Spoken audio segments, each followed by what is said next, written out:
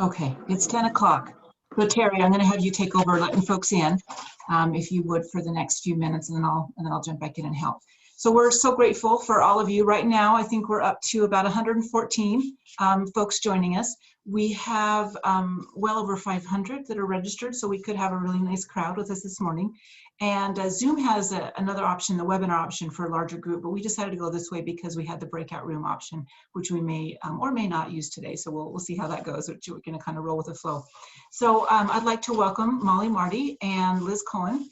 They are our presenters today. And I came across, when we were looking for presenters, thinking about who we want to hear from this year for this the online symposium, I can't remember, I follow someone on Instagram, and they put a quote up that I absolutely loved, and I wish I could remember what it was now, and it was by Molly. And so I had not heard Molly's name before, and so I went and looked her up real quick, and we just kind of fell in a rabbit hole, because Molly has an amazing, both with her individual email or website, as well as the company that both she and Liz work with, and just amazing information. And I put both of the links to Worldmaker and to Molly's site in the chat. So it's really early on in the chat, and I'll repeat it later so you guys can pick it up, because it really is a wealth of information about resilience, and very hopeful. And at this time, I think we all need hope. So I'm just going to do a quick introduction of Molly and Liz. So Molly is a PhD, as well as she has a Juris Doctorate, and she's the founding CEO of the National Resilience Institute. As a social psychologist, attorney, and resilience researcher, Molly trains and consults internationally in the fields of leadership, military and crisis response resilience, work-life resilience, and school safety and resilience. She is known for adapting research into effective applications such as her Thrive Resilience Model, which is what we're going to talk about today, that go beyond individual traits to build environments that repair trauma and nurture connections between people and their communities. Dr. Marty's Resiliency Matters TV show on Mediacom provides resilience and education directly to more than 250,000 households, and her books on psychology, sorry, I lost my spot there. Her books on psychology and leadership have been translated into 8 languages, and she's being translated into Spanish today, so that's exciting. Prior to her nonprofit executive work, Molly taught university psychology, directed the Survey Research Institute, and garnered a decade of experience coaching athletic performers up to world competitors. Now for Liz, who's the COO of Worldmaker International, she serves as the Chief Operating Officer. She has been educator, chaplain, and philanthropic leader whose work is rooted in the belief that mutual relationships inspire positive transformation in communities, individuals, and organizations. She currently works as an independent consultant, building capacity among individuals, teams, and collectives facing uncertainty and complexities. You are very busy now, Liz, during this time. For 15 years, she served as the executive director of a private operating foundation whose primary work was using a strengths-based approach within socially and economically disadvantaged communities to support children and families through the development of mutual relationships with community-based organizations. Liz's skills include human systems dynamics, organizational design, strengths-based leadership development, implementation and assessment, community-based development, and teacher formation and board development. So we're so excited to have and hear from Liz and Molly today, and I'm going to disappear and we're going to give them the floor and we're going to learn. So thank you so much, everybody, for being here.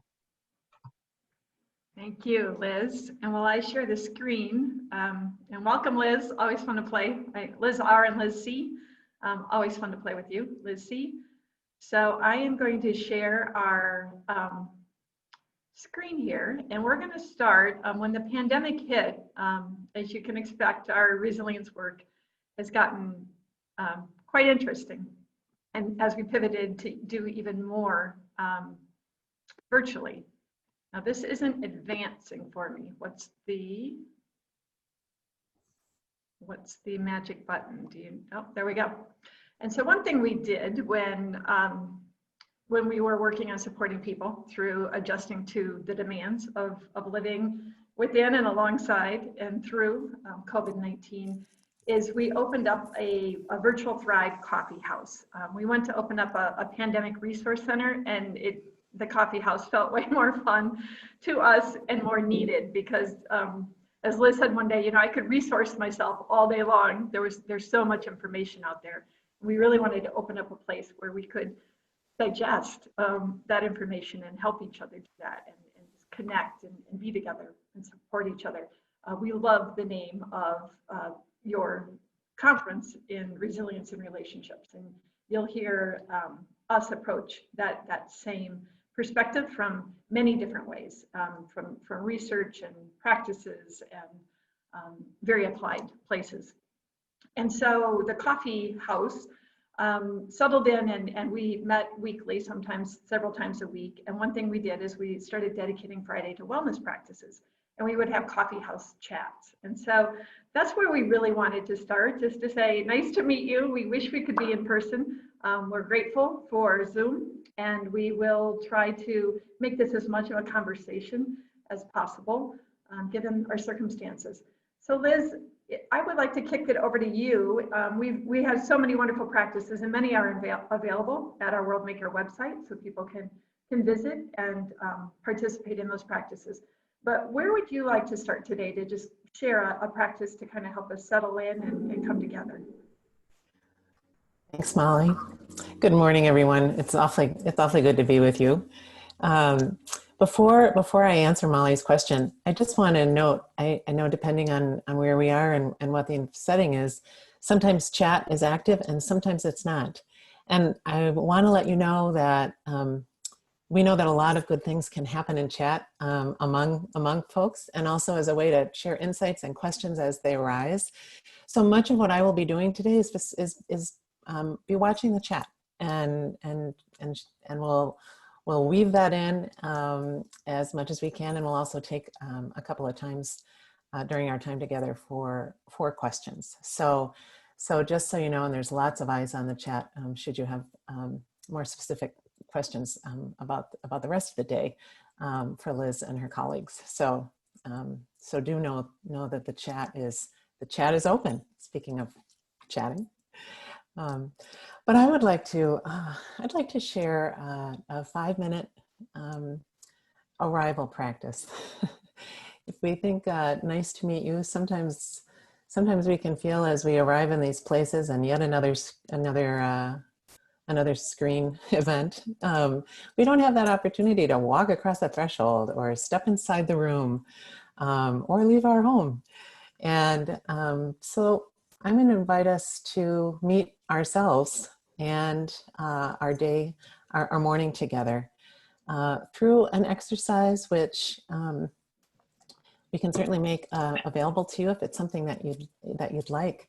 But it's an easy thing to remember because we already know that we have 5 senses. We have 5 fingers on our hand if we'd like to use that as a way to focus ourselves. But I will lead us through it today. And so it's about 5 minutes. And so I just invite you to sit back, to settle into your chair, just to notice that you're welcoming all of you here today, all that you bring, all that's running through your mind, all that you may be holding on your heart, all that may be around you in the setting that you're in. And I'll just invite you to notice if you're comfortable. If you need to shift a little bit, please do that. And you can notice your breath if that's comfortable. Notice it, just receive it coming in and out. Something's rising and falling. Maybe it's your shoulders. Maybe it's deep down in your belly. But just notice. No trying to breathe. We know that we will receive our breath whether we're trying or not. And then just follow along. And if you lose my voice, if you lose track, that's okay. I'm going to begin to invite you. Begin by inviting you to just look around. Just see where you are. Maybe you're next to a window. Maybe you're looking at a favorite painting or a familiar photo on the wall or on your desk. Maybe you're noticing something out of place, something that you misplaced, and now that you're looking around, you see it.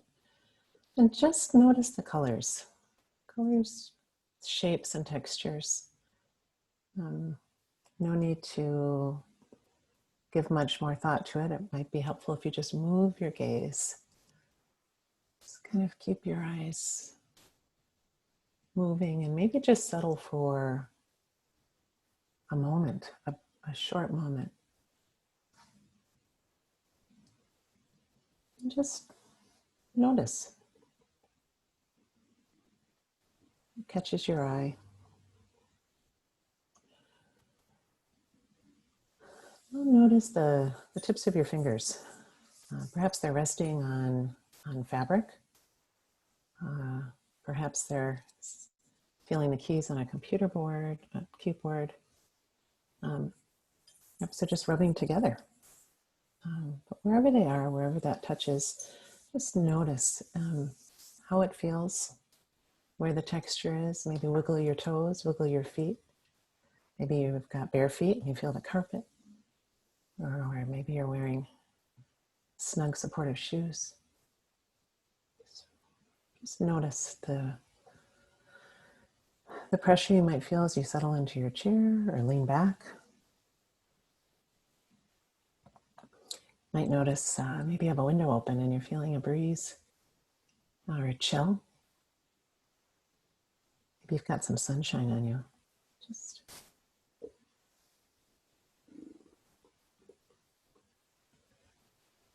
now shift your attention. I'm going to be quiet for this one. Shift your attention to your hearing and the sounds that are around you. Even the quiet when we listen often gives us more than silence.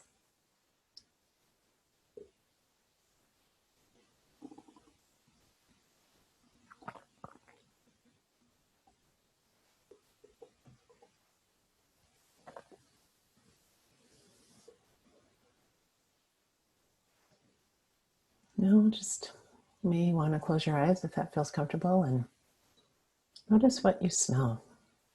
Perhaps it's coffee or tea. Perhaps you have a scent that you enjoy. You've got a candle lit. You can smell the burning wax. Just notice what the smells are around you.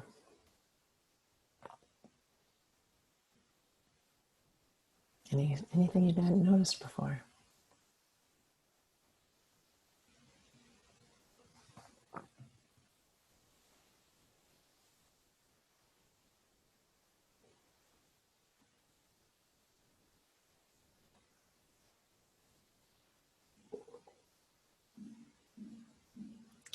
Now we come to taste. You can tune into your sense of taste, even if you don't have a mint or gum or food in your mouth. Maybe an aftertaste. Might just be the feeling of a freshly brushed teeth. Or maybe a memory. Maybe there's maybe when you were noticing your smell, a memory came to mind, and now there's a taste associated with that too.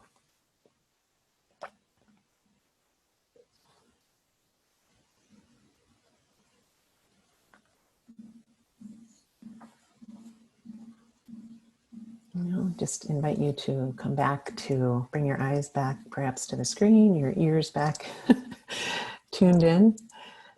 I hope that you feel as though you've perhaps crossed the threshold and that you have arrived. And welcome to take that with you and share it with others, or just do it yourself. Sometimes just doing a couple of them is helpful. You've only got time to notice 2 or 3. That's okay. That helps. And I will pass it back to Molly. Thank you, Liz. Yeah, that simple 5, 4, 3, 2, 1, great exercise to take, to make it your own, to use it with your kids. It's very kid-friendly, very adaptable to meet your needs. So thank you for helping us all arrive. I know sometimes our bodies are here, but everything starts to kind of come together. Maybe for the first time in a lifetime is the experience. So appreciate that. And it has been giving people time to come in the door. So if you're coming in now, welcome. And we're really glad you're here. So we're going to be talking about our story a bit today.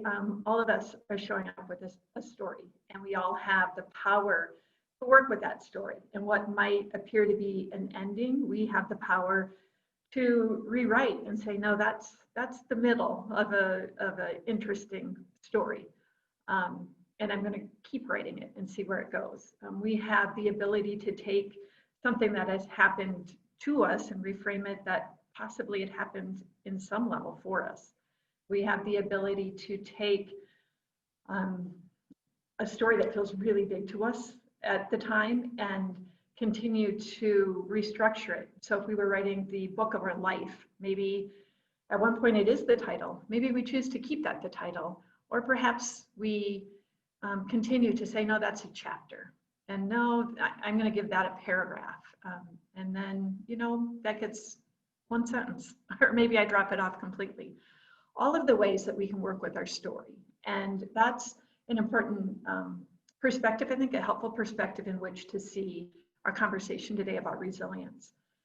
So our story, Liz introduced me as the founding CEO of the National Resilience Institute, and very correct, and our story continues. And now we are working really solidly in a global collaborative called Worldmaker International, where some pretty extraordinary people came together and believe in creating a world that moves beyond boundaries, without boundaries, that we thrive together, and exploring that story. Our Worldmaker story began as a community resiliency project. This is a photo of what was a brand new high school. My son was a student there. I had another daughter who was a middle school student, and my youngest was an elementary school student. And this is the day that a student attempted to take his life by suicide in the school, and they were life flighting him out, and we lost him a couple days later, and it was the beginning of several attempts, 2 more successful. I don't even like to use that word with suicides, 2 more losses by suicide, and many kids going to the hospital with attempts. We have a suicide contagion on our hands, and it just settled on my heart. And I thought, in what world is this okay? And the answer quickly is it is not. And so it became, what can I do to help stop this loss of life, and to help this community heal, and ultimately to begin creating these multiple layers of safety nets so that no life falls through. And that question has been a guiding question for us again and again. And we say community. This can be within an organization. It can certainly be within a community. It can be within a school. It can be within your family. So however you define that. But that question of how can we create these multiple layers of safety nets? Almost think of layering Swiss cheese on top of each other, right? These nets all can have holes in them, but if we put enough in place, we can prevent people from falling through. So that was the beginning of our story. And I was teaching as an adjunct at the University of Iowa. I am a researcher, love to get my geek on. And one thing that I think Worldmaker does really well is we digest that research, and then we can communicate out, this is what it means, or this is why it matters, or more often, this is a starting point. You know, here you go, and you meet that starting point where you are. And so we use it to help make sense and to strengthen yourself and those that you're dedicated to strengthening. So it was important to us to have a working definition of resilience, and we met with our partners across many different sectors, and this is what we settled on. Resilience is the capacity to prepare for, adapt to, and grow through adversity. You might replace that word adversity with loss, crisis, trauma, challenges, even change. COVID is a great example of how quickly we're being challenged to adapt to this changing terrain. And importantly, this definition takes us from preparedness. We need to survive before we can even begin to discuss thriving, through that adaptation, through coping with what's going on, to that potential for growth And if you're not familiar with the research and you enjoy also kind of delving into things, there's an area of research called post-traumatic growth. And it's a really interesting space to look about at the possibilities of this process.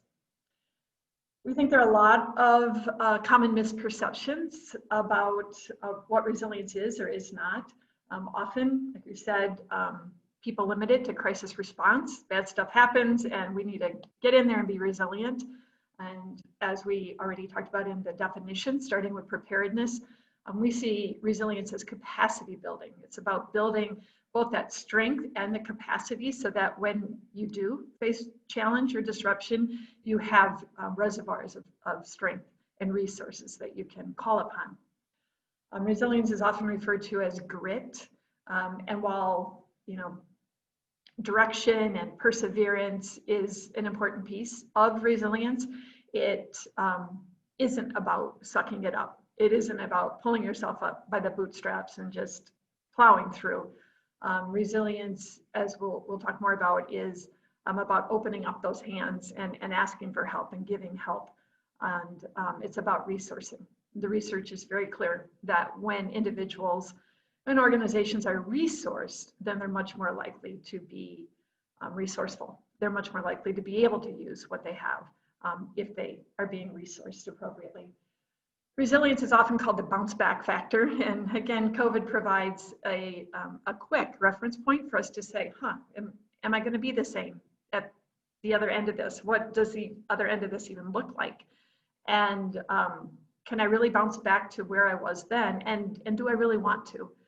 I was just reading some interesting research about the impacts of COVID and where we are right now. And there's a lot of adaptation and growth going on. Certainly there's challenges. Over 50%, I think it's creeping up to 55%, are reporting greater mental health challenges with COVID. They also are reporting adaptations. I think over 60% said that they've adapted a healthy habit. Nearly 50% of that is around eating healthier, and then 87% say they're going to continue to keep those healthy habits moving forward. And we have people trying new things. They're trying telemedicine. They're trying different support structures. And 65% report that they have a new perspective on what really matters. So just some examples of what that adaptation and growth looks like and why it really isn't helpful to talk about resilience as the bounce back factor. If you like the word bounce, even the bounce through might be a more appropriate description of it. And then resilience is not siloed, and that in part explains why we have become Worldmaker from a community resiliency project, and we now oversee the National Resilience Institute across sectors, across boundaries. Resilience is about relationships. And I put the Worldmaker logo on the bottom here because I wanted to remind myself to share with you how we came to name our work Worldmaker. We were at one of the research symposiums that we were hosting in Chicago a couple of years back. And one of the participants who works in military transitions was sharing some literature on the process that our military go through when they transition to civilian life. And it used the word world making and saying that these veterans are tasked with creating a new world of connection, of purpose and meaning, of contribution. And you could just kind of feel that word, settle in to the whole group. And we gravitated to it not only because we all as individuals are tasked with that world making process. And we're truly hopeful that the research and the frameworks that we share today will help you in your own world making process. We also are tasked to be world makers for others. It's what you do every day as foster care parents and families, as child welfare staff, as the state of Utah staff supporting this type of conversation and work. We're world making for others. And so I'm hoping that reasoning, or a bit more of our story, I guess, is helpful to you in seeing the structure of our conversation today. We are borrowing that resilience and relationships theme because it's one really easy for us to connect with. I was once asked, it wasn't that long ago, to keynote a conference called the Challenging Child Conference. And it was for another state conference. And they realized that they had been using that term for, I think it was the 14th annual, and it was time for an update, that now we know better and we can do better. And so they updated and renamed the conference. And they said it's wonderful that we have this shared meeting point about resilience in relationships. And we really are hardwired for connection. Our brains register social pain very similar to physical pain. And one of the studies that shows this, so for teaching in person, I would actually have a ball and I could throw it to Liz and I could throw it to Liz and show you that, for example, one of the studies, if you went to a doctor's office and there's two people that are tossing a ball back and forth, and they're part of a study, they're Confederates, they know what's going on.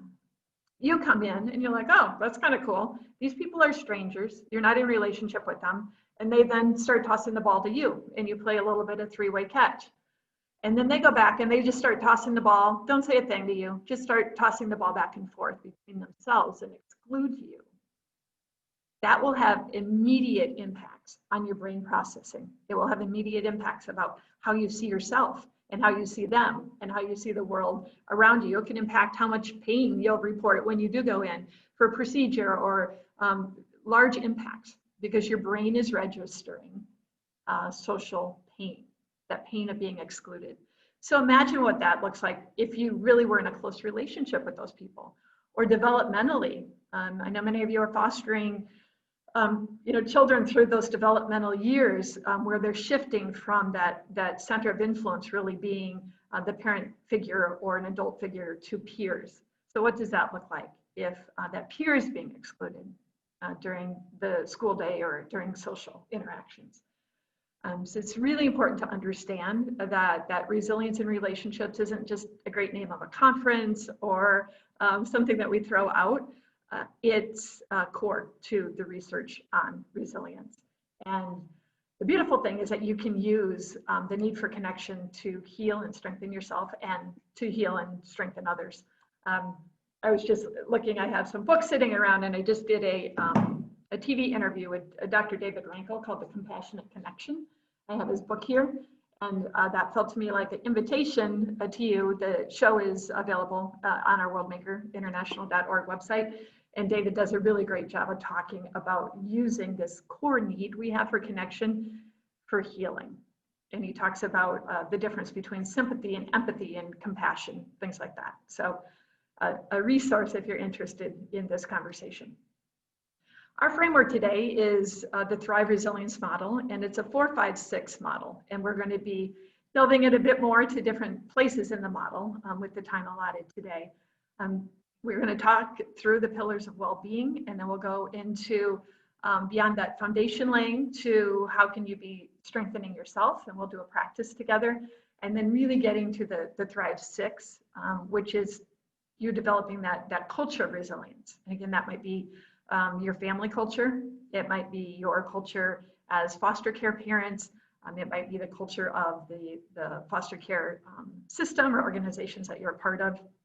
And we're not going to get all the way to the system. We'll reference it. We only have 2 hours today, so we can't quite fix all those things. And that's why this conversation matters, right? We all work within systems. We all work within systems that aren't always healthy or vibrant, or that might compress us or have barriers to what's in our heart. You know, we might just go, oh, I know what that child needs. I know what's best for that child. And yet barriers are put in our way.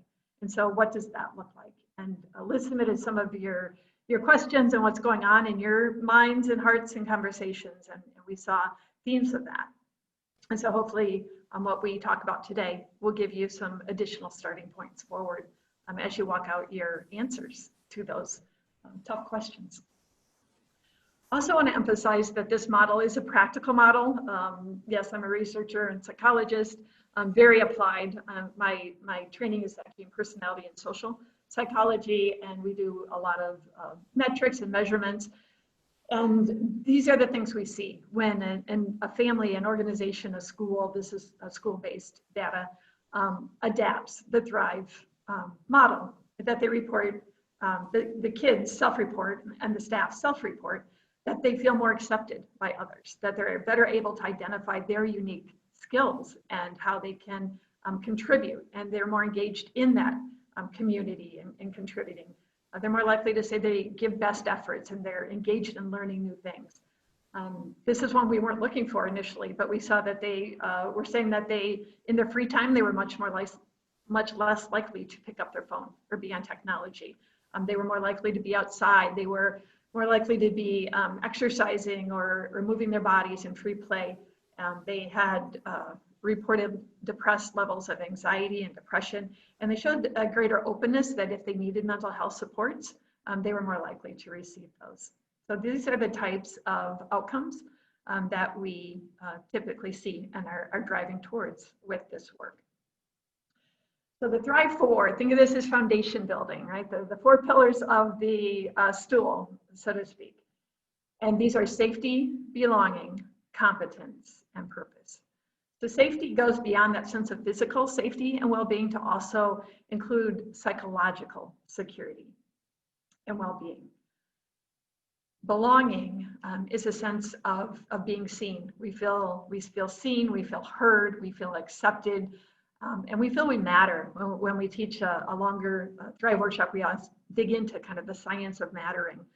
This really runs core to the starting point that we've discussed about resilience being about relationships. It's a sense of belonging that is really bringing that forward.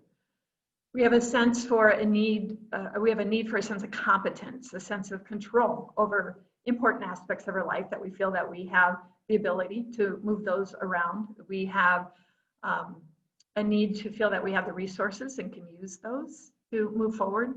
And we have a need to grow our mastery at something, again, that's relevant to us, that's important to us.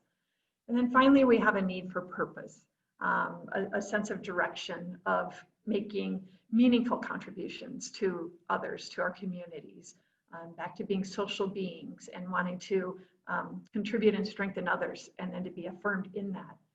And we also have a need for hope. And we'll talk a bit about hope. I want to say that some of these things can feel soft or sound soft, and yet it really is an extraordinary time to be doing this research and getting more and more information or better understanding about these things. So hope is something that also sounds soft, and sometimes you hear, oh, hope is not a strategy. I hear that thrown around a lot, especially in business organizations as we work there, sometimes in athletics. And there actually is this growing science of hope, and being hopeful is a really important strategy, and it's an important piece of contributing to resilience. So if you're feeling that sense of hopelessness, a good place to start to kind of break it down is first doing that internal work. That what can you do to just believe that a path exists from A to B? I'm here, and I just think there's just, not only can I get there, nobody can get there. To do that work to say, okay, I can figure this out. It's figure outable, it's possible, I might need to get help, but I need to first take that internal shift to just believe a path exists. It's possible. Or to reframe that point B that I'm trying to get to have another place where, okay, I believe that's a really good place to go and it is possible. The second step is that external shift. What does that path look like? And you don't need to have the whole path mapped out. You just need a first step.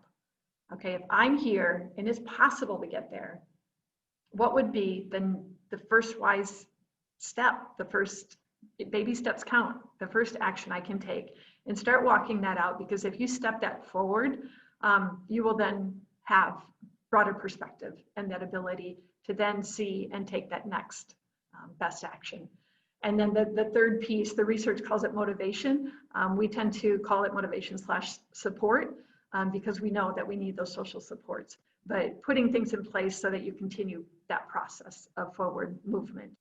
So what does that support look like? So that's a piece of our foundation building. Because this is from trauma-informed care. The big takeaway here is all behavior communicates a need. So these pillars are really just responding to these 4 core needs that we have. And when these needs aren't met, for example, when we're not feeling that our need for safety isn't met, that pillar isn't built in our life, we will feel threatened. And when our need for belonging is not met, it leaves us feeling isolated. And when our need for competence is not met, it leaves us feeling powerless.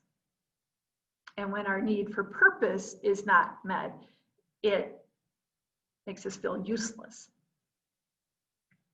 So not having these core needs met, not building and working on building, wherever you start, building those pillars of wellness and well-being come at a really high cost. And all of these outcomes erode well-being and erode resilience.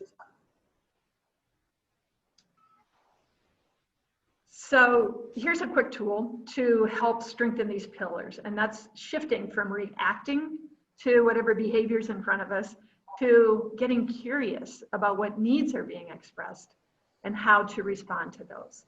So we've all been there, you know, where we have those behaviors, and whether it's behaviors by your foster children or it can be others, and we think, what's wrong with you? You know this isn't okay. You know this is unacceptable. How many times have I told you that bugs the heck out of me? Like, what is wrong with you? Right? We're in that mode of reacting, shifting from that curiosity. Whatever your entry point is, perhaps you go back to the story. I wonder what's your story. I wonder what's going on in your head that is causing you to make this decision or to exhibit this behavior. What happened to you? And we find a really helpful go-to question to move toward relationship, because we always want to be moving toward relationship, is put that focus back on yourself and say, and take that breath. What can I do right now to improve this relationship? All right, this behavior right at me, take a breath. What can I do right now to be moving into relationship? And to be shifting from that reactance to responding, because everybody has communications and everyone has these needs, and all of those behaviors are communicating unmet needs at some level. It's something we share as humans. So I want to wrap up this kind of Thrive 4 foundation building. This is it came from a meta meditation, and it now feels to me like a bit of a blessing. I find myself saying and doing this. Certainly if, I do some, post-suicide consults, for example, or if I'm spending time with communities or families or individuals who are grieving. Sometimes I ask for their permission to just kind of leave them. And it's my way of putting into a form of helping people connect to those core needs being met. And we have a video, I did this once at the Thrive Coffee House. So we have a video at Worldmaker if you want to kind of see a longer version of this. It really was inspired by, it's called a meta meditation, but Marcy Shimoff is an author, and I interviewed Marcy once in one of her books, Happy for No Reason, I believe it is. But Marcy is an author, and she had interviewed a woman named CJ who was in a wheelchair, and she had a disability, could not walk, had a chronic health condition, and she was angry. She was caught up in how unfair it was and how painful it was, and her frustration and anger led her and seed through her from morning to night. That was her key story.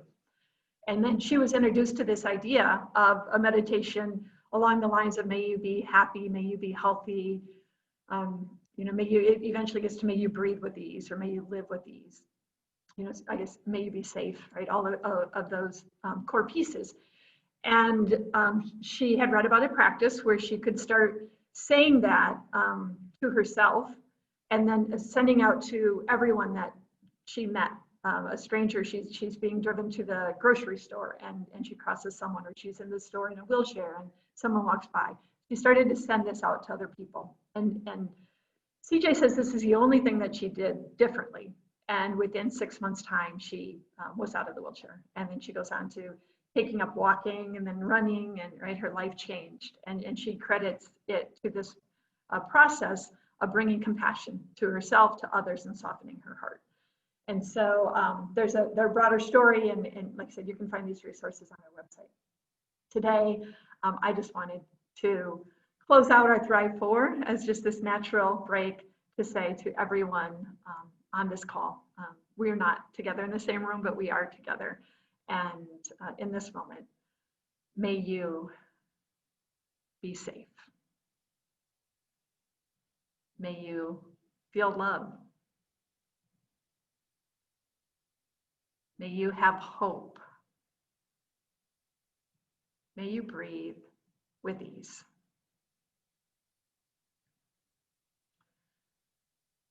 So Liz, I am moving on to Thrive 5, but I invite you at any time, Liz R or Liz C, to pop in if you have any, if you just want to say hi, if you have any questions, discussion, otherwise I'll continue to move on.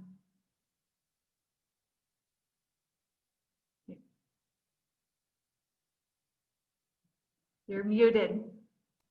There we are. There you go. Oh, we haven't had any questions arise in the chat, but I'm going to take this moment to remind people to use the chat. To note that I kept I popped the books that Molly referenced. I popped into the chat, and but if anything arises, you won't get called on.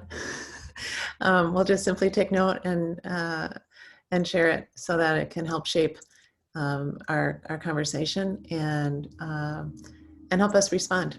And be with you in real time as if we were in a room and you could raise your hand or just give us the look that tells us you'd like some more time with something. So just a reminder. Thank you. You know what I really miss from teaching, Liz, in person? The light bulbs. You're a master teacher. You know, when you're in front of someone and you're explaining stuff or sharing something, and then you have that light bulb, and as a teacher, you can see that in your student. And as foster parents and parents, you know what I'm talking about, right? When you're teaching or helping, and then it's that moment that I hadn't really connected to that. And when you're saying this, I thought that's really what I miss within the Zoom context. So maybe for future teaching, we'll have to like equip people with little light bulb emojis and they can start popping them out or something. So, all right. Well, thank you, Liz. I'll move on to Thrive 5. So Thrive 5 is focused on you know, building your own resilience. And these are 5 practices, evidence supported, right? Research, bringing them together.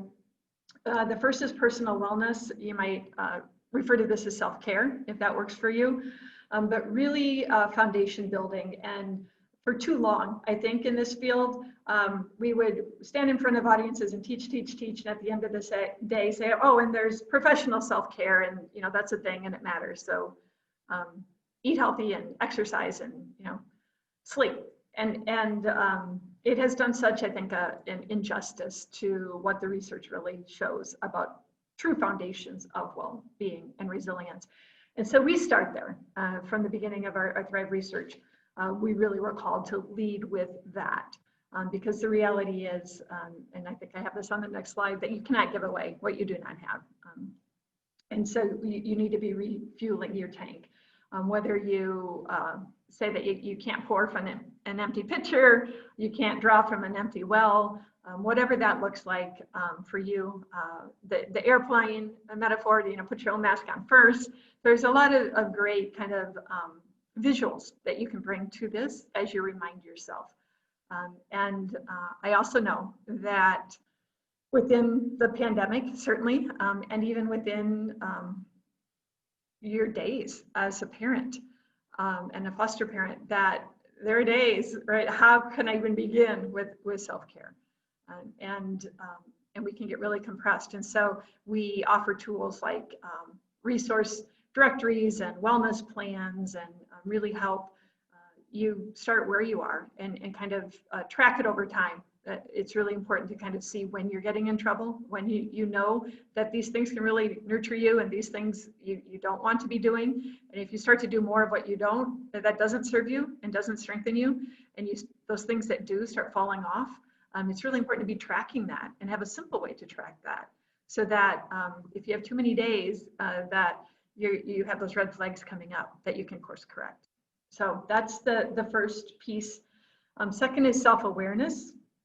I have our Beyond Mad, Sad, and Glad to the right. It's really important, and that kind of leads in emotional regulation too. But we need to know ourselves. Resilience is a process about knowing yourself and being true to yourself and communicating that out. Because we can talk about resilience in relationships, but if you're not showing up as your authentic self, genuine self, you can't really be in a relationship because people aren't seeing you as you are. And moving into connection there and supporting you in your authentic being. And so we do a lot of self-awareness processes as well. And Beyond Mad, Sad, Glad is from Brene Brown's work. And Brene on her website, and I think we have a blog, or we have it as a tool as well, has a list. Last time I saw, I think it was 30 emotions, and just core emotions. Called emotional fluency, being able to understand what are all these emotions, how do they feel, and then tapping into how do they show up. For me, how do I know what I'm feeling? When I get this in my belly, like what is my body telling me? What is that emotion? And we tend to know or be familiar with three, right? We know that we're angry, we know that we're sad, and we know that we're happy. It's a pretty good day. How are you? Fine. One of those days. And to go beyond that for ourselves, and certainly, right, teaching these things to your kids and creating that emotional vocabulary and fluency, so you're better able to show up, you're better able to stay within your window of tolerance. You're better able to know when you're hitting that edge, because it's so much easier to prevent a blowout, prevent from when you just flip your lid and you have to kind of re-regulate. It's so much more efficient and effective and peaceful if you continue to do that work to both expand your window of tolerance and get more savvy about what's going on and staying connected to those guideposts for you, so that you can pull back and get recentered and come from that place. And then coping skills. I think this is often where people want to start when they talk about resilience. It's often when people want to start when they say, hey, Molly, can you give me like the top 3 things I can do like really quick to be more resilient, or to help my kid be more resilient? And they really want to get into those coping skills. And there are a lot of helpful coping skills. And we want to be building up our toolkit. And those coping skills are going to be much more effective and accessible if we do these other put these other foundations in place. And then social and relationship skills. And this gets to everything from developing compassion or empathy, as it's often called, to listening skills, servant leadership skills, all these type of social and relationship skills. And sometimes this even starts with just basic hygiene and basic interactions, depending on your starting point or where a child is starting. I would say, for this, and I have a few takeaways, but what I was going to say, when in doubt, focus on your breath. It is the most important centering tool that we have. Liz did a little bit of that. It was an attention kind of exercise at the beginning, but she encouraged you to, if you're comfortable, to be with that breath. And sometimes, depending on past situations, not everybody is going to be comfortable, or the same exercise won't work for everyone. So we do everything from teaching a very basic box breath. If you're not familiar with breathing at all, or you're working with a child, perhaps this is a good place to start. And it's just in 4, hold 4, exhale 4, hold 4. In, hold, exhale, hold. right? And a child can understand a box, and you can draw those arrows around. A couple more guideposts for breath. It's really helpful to soften that belly and to expand that belly, because if the breath is sitting all in the chest, your brain isn't getting enough oxygen. So you really want to drop that breathing center from the chest to the belly, if you can, and soften that belly.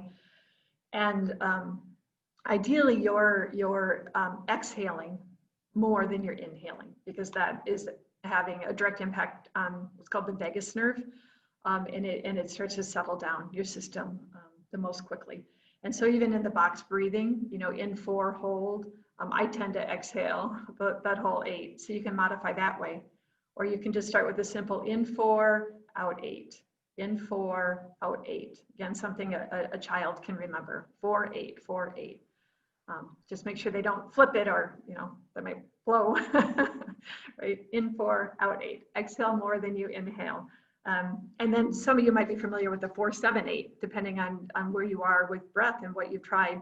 And that's again, there's some research behind that of inhale 4, hold 7, exhale 8. But all of that is coming from those same kind of few guideposts, right? That ideally you're exhaling more than you're inhaling, and you drop that into your belly.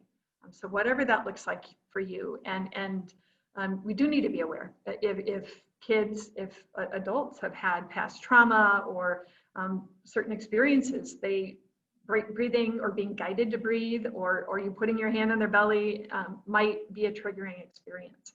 And so you might, Liz actually introduced this Liz Keenan is a singer, and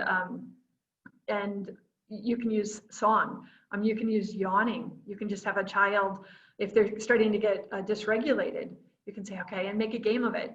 It's time for the yawning game, because if they yawn, right, they're doing this naturally. So there's a lot of ways you can get creative with all of these exercises, and really focusing. I do what I say parents and teachers often do, and we try to help them not do, and yet I'm doing it as well, because, you know, my heart is with the kids. The Thrive 5 is really focusing on you and your resilience, and yet I say that we often so quickly go to, okay, that's really good. So what does this look like with my kid? What does this look like in my classroom? What does this look like as I help others? And so I just want to be aware of that, and bring this back to say that this discussion about you, this discussion about your personal wellness, your self-care, your self-awareness and regulation practices, and your coping skills and your social relationship skills is a really, really important conversation in and of itself, well beyond what you're going to do and to help someone else, or how you're going to use it so you can teach it out. This is the conversation of the Thrive 5, because the resilience is built from inside out, and self-care matters. As we talked about, you cannot give away what you do not have. And this process of self-awareness and self-development matters, because you can't lead someone else past your own point of healing. You matter. You matter. That's really the takeaway and the theme of this Thrive 5, to be focusing on self, so that we can then be as strong and vibrant and thriving as we possibly can be. And a final tool in the Thrive 5, if there's a magic formula of sorts in resilience, and I taught this, you know, way back from research when I was working with competitive athletes. So the starting of this research is a good 25 years old, I would say, 25, 30 years. But to keep that formula of perceived demands being greater than, perceived resources being greater than perceived demands.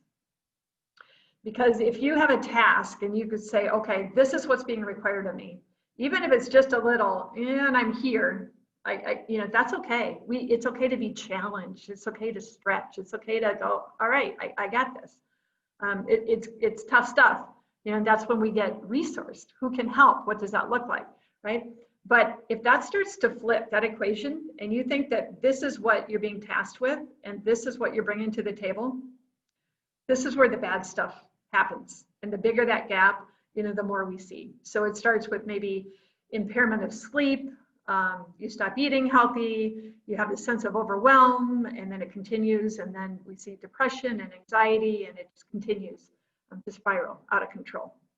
And so we want to do everything we can, very intentionally, very strategically, to keep our perceived demands to be less than our perceived resources. And there's two things that we can work with in this. One is that word of perceived, right? This isn't objective.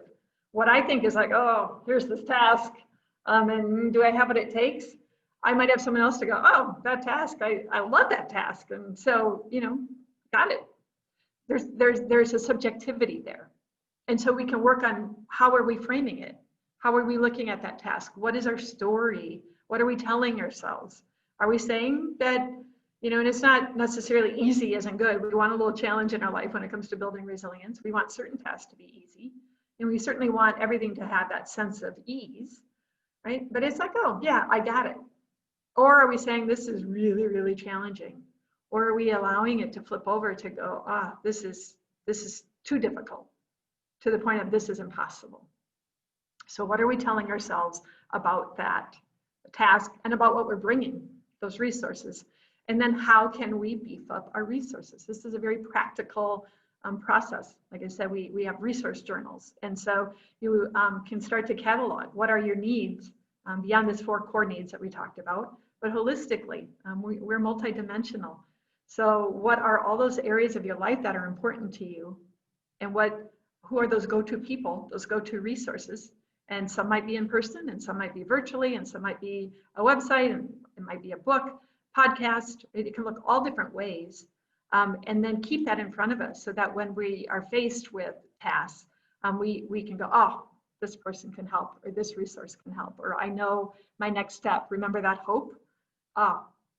Next step, just a starting point, and I can walk it out. So there is the Thrive 5 as far as teaching. And then Liz, I'm going to invite you back in. This is a wellness practice that we use with Thrive 5 called PIES. And this is a great check-in for ourselves to see where we are. Remember that self-awareness, that emotional regulation, the resourcing that I just talked about. It can help with all those things. And it can be a really powerful way to be connecting within your family, to starting a conversation of wellness and resilience. You can use it on our team, or I already said our team, Liz, because I don't think a week goes by, sometimes not a day goes by, depending on what we're up to, where we don't hear, so what are your pies? How are your pies? It becomes part of that vocabulary.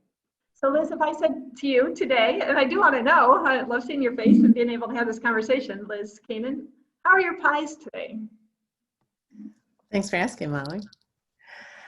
So physically,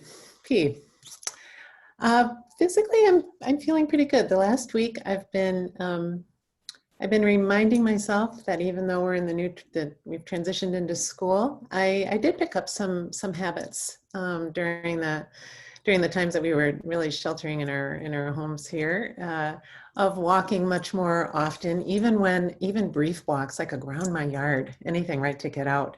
So reminding myself of physical activity and exercise, and also reaching back to some that were long ago friends, and pulling that back in. So physically, I feel as though I'm on my way. Intellectual, for me, I'm a parent, and the school year has started, and that means math questions have come back into my life, and so there's nothing like working with order of operations to light up parts of my brain that haven't been lit up before, and it helps me remember just the ease of sequence and knowing some rules and some guidelines during this time where everything is flipped on its head. And so there's been this connection between, now I'm looking forward to requests to help with algebra.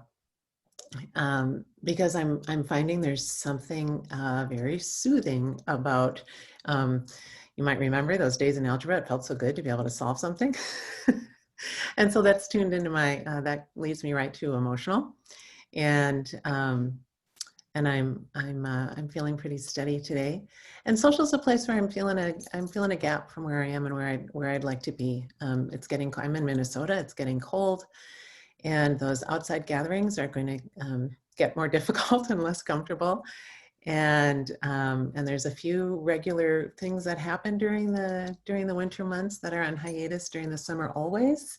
And I'm looking at those not happening, and those more intimate gatherings not happening, and the holidays coming up. So the last few days I've been really keenly aware of feeling separate from people that I enjoy, especially my friendships. And so that's a place where I need to tend. Lovely. Molly, how are your pies today? Thanks for asking, Liz. Physically, I feel strong. I had set an intention that I was going to come out COVID stronger than I started, and I really was doing well. And I'm going to hop to the emotional, because to tell you what this came up when you talk about the walks, that's one thing I really did. So generally, I feel strong, and yet even listening to your pies, I have not been walking the way that I have walked for months. And part of that is logistically, and part of it is it's hard for me emotionally. You know, we're about 6 weeks after a mass devastation here, the derecho, and I live in a neighborhood where it was just characterized by these beautiful trees. And so not only have we lost like 65% of the tree cover, and so the streets, the sidewalks, they're all blocked, and it really impaired. And now I started to go out for walks again. And they've gone through and they've marked all these trees to take down. So there's these orange X's, and I see that we're going to just lose. I walked on one street the other day, and 8 of the 10 trees that are still standing are going to be gone yet.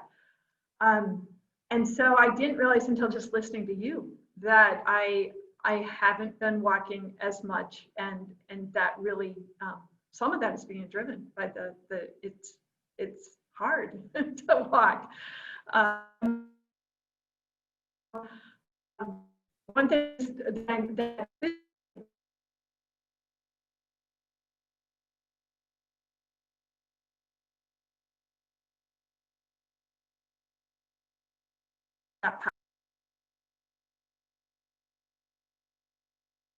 continually stronger.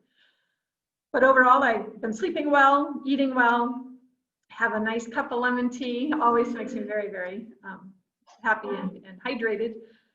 Intellectually, this is my sweet spot. I love this. I love research. I love sharing it. I love the work of resilience building and moving in emotion. Again, I love connection. So challenged somewhat with the method of connecting today. But I had a sister day, our first one since COVID. I'm number 12 of 13. And I have 5 beautiful sisters, and we all got together for an outdoor sister outing a few days ago, and I'm still riding high on that. So that feels really good socially. It really refueled me. So that's where I am. And Liz, as you know, sometimes, we teach this out. We work with a lot of schools. We work with a lot of different groups, and we stick with the pies. There's a lot of research that has PIESS, another pies, with that other one being spiritual. And so I just want to kind of invite anyone who's listening, if that's a core piece of it, because that also comes up for me this morning.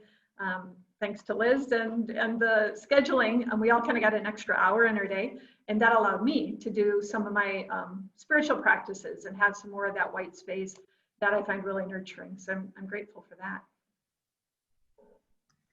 Thanks, Molly. So there's a couple of things I think I'm going to suggest.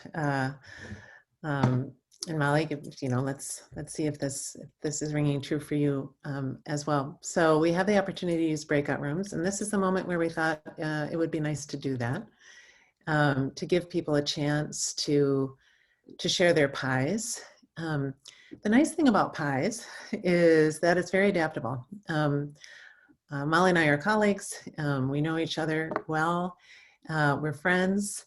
And so our pies are going to sound different than it might be if I were doing it with someone else, or if I were doing it with a child in my classroom or in my home or in a member of my family. There's all, so the nice thing about pies is it allows you to respond in a way where those feelings of safety are still present.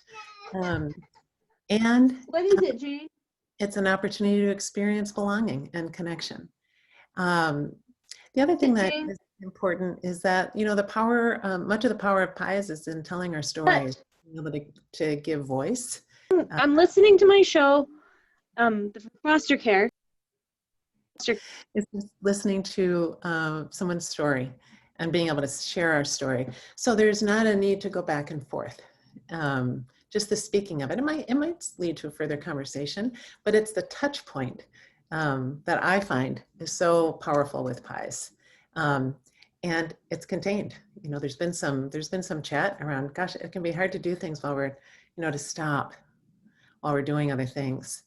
And so these short things are helpful and nice. So we're going to, if it feels right. And then there's some questions and there's some other things that I know that are happening in the chat. I'm seeing them and we'll take some time after this breakout time to tend to some of those things and pick up a few threads before we continue. So if you haven't been in a breakout room before, I will, you'll get a pop-up on your screen and it will invite you into a room and you just click, yes, you'd like to go. And no worries if you end up in there and there's, you know, there's not another person or there's a couple. I'm going to do it into threes because often someone doesn't get there or someone's not on or they took a break or, you know, we're just going to go with the flow and you can reach out. So, and we're going to spend just a few moments, I think. This is my, and I'm just, I'm thinking that. Molly, what do you think about trying pies in breakout rooms today? It's great.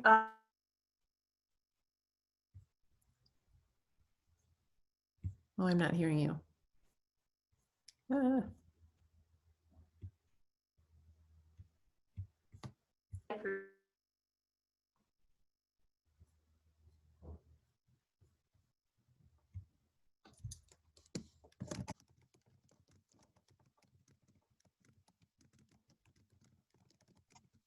I wonder if Molly's having some connectivity issues because she was kind of cutting out a little bit when it sounded like she was trying to respond. Yeah, thank you. I didn't know that that was just me or if it was Molly's side. Now you're muted, Molly. Yes, I say let's give it a go. And if anyone doesn't want to participate, they can pop back out. That's right. You're given the choice. Yeah. All right, let's give it a go. I will put the pies, I will do my best to pop them up into, send them to you.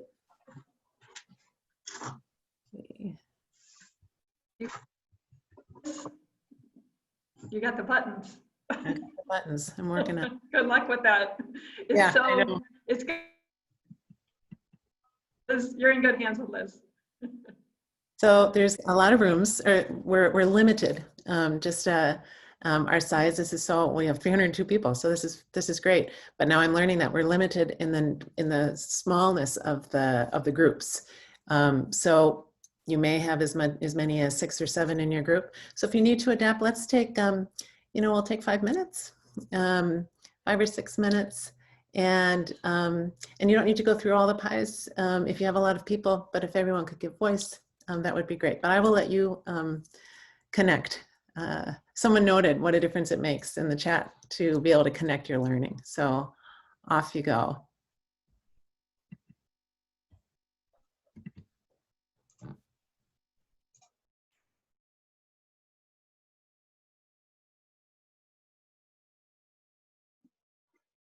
Hi, Carrie. How are you? Good. Where are you? I'm with DCFS. And what part of the state are you in? I'm in Utah. You're in Utah. Okay. Yeah. Cool. Do you want to? At what part of the state? Sorry, not what state. Sorry. I'm in Salt Lake. You're in Salt Lake. Okay. Yeah. What's your position? I'm the Associate Region Director. Oh, how do I not know that? So you're with Ray then?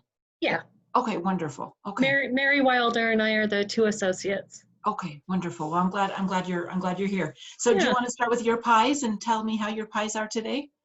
Sure, do we want to wait for, If we get a few more folks. well, it looks like we have Kimberly. Hello. Oh, there she is. Hi, Kimberly. Let's see. I think I have. Let me change my view so I can see. There we go. That's better. And then it looks like it threw Maritza. And this is one thing I didn't know how this was going to work. Maritza is actually our Spanish-speaking interpreter, and I was a little worried if we did breakouts that she might get broken out and not be able to stay with her people. So Oh, Yeah, um, that's what is happening, Liz. yeah. I broke away from the Spanish interpretation. Okay. It will be just 5 minutes, I think. Yeah, just a few minutes. So Yeah. hopefully not too bad. So Yeah. we'll go with this then. So Sure. Carrie was getting ready to tell us about her pies when Kimberly. sure. I don't know if you want all of them or just a few, or Up what do to you think? you. Maybe whatever comes to your mind first. Okay, so physical, I've been trying to get, I walk often because I have a dog. So it's kind of a forced walk. She needs out often.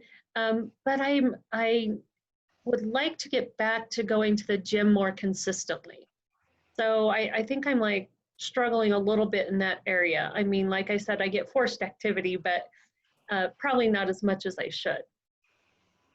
And then what's the next one? Intellectual. Intellectual. Wow, I think that one, I really didn't think that I would enjoy Zoom meetings as much as I do because I live alone.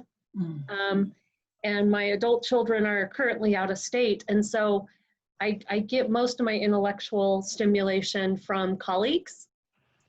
So I really do enjoy getting together at smaller kind of meetings, you know, like 5, 6 people where you have the opportunity to chat and kind of stimulate yourself intellectually. Plus, I've been doing a lot more reading. Oh, yeah. Which I think has been helpful. Good. Emotional, I don't know what to say about that. Like what can,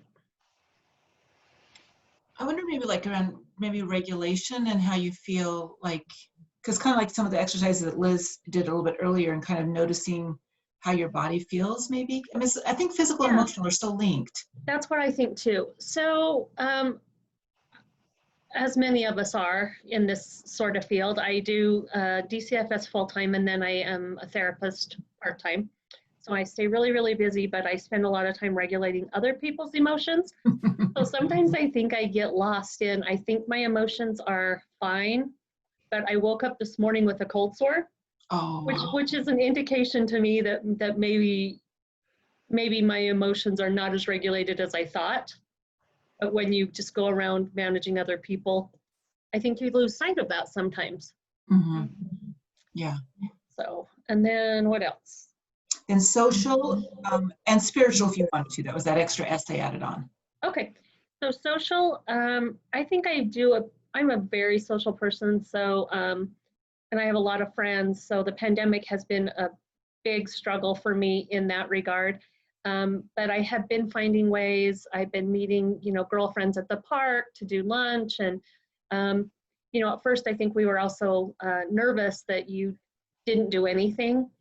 And, you know, moving through this process of knowing that I can social distance, knowing I can keep my mask on, things like that. I've been doing a much better job keeping that socialization up. I took too much time, see? Yeah. That's good because I think your talking helps us think about our stuff too. So I think that's good. I think that's good. Is it giving us, 48 seconds. We have 48 seconds left. Someone else say something. Really?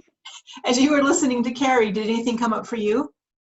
Well, I kind of echo Carrie in a way where I also live by myself. And so sometimes it's hard to not feel isolated from a lot of friends and family. And I haven't seen a lot of my friends and family since this whole pandemic started. Oh, wow. Because I do have, like, my mom is like high risk. And so I don't want to chance exposing her. And then trying to balance, I work for DCFS and I'm an ongoing caseworker. And so balancing client needs and then my own needs.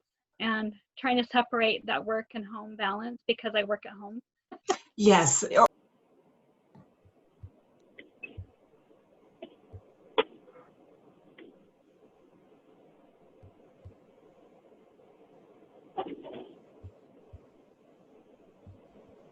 It's wonderful to see everyone coming back. I don't know how well that worked. It looked like the rooms were pretty big.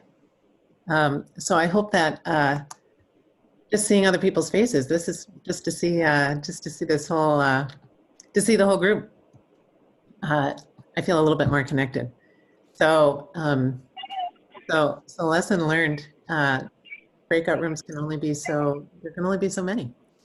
So if you felt, so again, I hope you felt like you maybe connected a little bit. You had the reminder of what PIES is. Molly is back. Her technical difficulties are resolved. No, you're not back. You are. Yes, I'm back, but I'm being told the host disabled the sharing function. So if you could hit a magic button there, or if you have, I think you have a recent PowerPoint.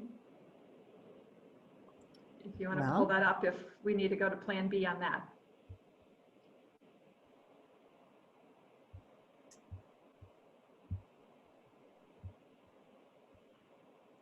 I am. It says, it has an orange exclamation, host disabled participant. Oh, maybe make me co-host. Have you done that? I wonder if that's because you left and came back. Let's see where you are. I can, now you are co-host again. Okay, I'll give it a go. There we go. Perfect. So ready for Thrive 6? And so just in general, it's fun to see the chats with the pies. So I hope that some of you had that experience or can kind of understand it a bit more, how it's used both for self-awareness and just you being a little more aware of, you know, how are my pies in this moment? What do I want to be tending to perhaps or prioritizing today? And then how as colleagues, it can really help. And even if you don't know each other very well, it can help. I've witnessed this a lot. Even if you come together, say for a conference, if this was in person, and you're sitting next to someone and you do this process, and then you hear that they were up all night with a sick child, or you know, their father-in-law is end of life, or right, all of these things that go on, and so if they seem, you know, disinterested in what you're saying, or they don't seem very friendly, or, you know, whatever those perceptions you might have of them, you just can give them a little more space, you know, a little more grace to say, oh yeah, gosh, I'm so sorry you have that going on. And, you know, I know you're tired. Yeah, it's a long day, isn't it? But just another opportunity to connect and to move into relationship in a little different way. So that's what we're hoping that you can take away from this Thrive 5 practice of pies. And I am hitting a button,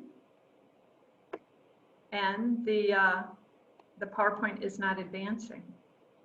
So I will keep working on that. We're moving now into Thrive 6, and Liz, I don't know if there's anything, you know, that you can be doing to move Liz move the PowerPoint forward. It says I'm screen sharing, but it's just stuck on pies. Maybe I'll stop share and try it one more time.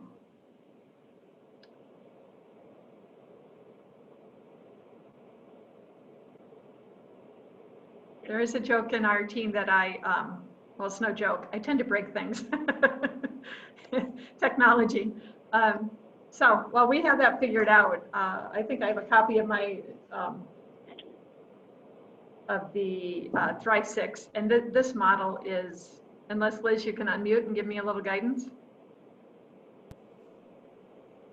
I am not able to do anything to your slides from remotely. I wonder if I pull it up anew and just start from the beginning. I do see a note in the chat, a little tech advice. You need to click Okay. on. You All got right, it? something, yes. Thank you. And thank you to the helper in the chat. So, okay, so here's the Thrive 6. And this is a little helpful. We didn't have to do any backbends or anything to help the research map up with the Thrive acronym. So these are 6 research-based pieces that best help us develop these cultures of resilience. You can be thinking about your family culture, your team culture, within your group or division or organization or community, all of these areas where we're really being called to lead and nurture narratives of resilience and the broader culture of resilience. So the THRIVE, we're going to walk through each of these pieces, stands for these elements. And trusted relationships is the first element. And that's also really handy that it worked that way, because research shows that this trusted relationship piece is the most impactful piece in building resilience and developing that culture of resilience. So we define these trusted relationships as connection with caring adults, sometimes we say trusted adults, who provide acceptance, role modeling, and encouragement. Trusted relationships, this photo is from one of the pilot schools we've been working with for a decade now, and they have this tree of trust in the hallway. It's a mural in their middle school, and every year they have the students trace their hands and they write their 3 trusted adults on their hands. And so they have this in the middle of their school as a visual reminder of the importance of trusted relationships.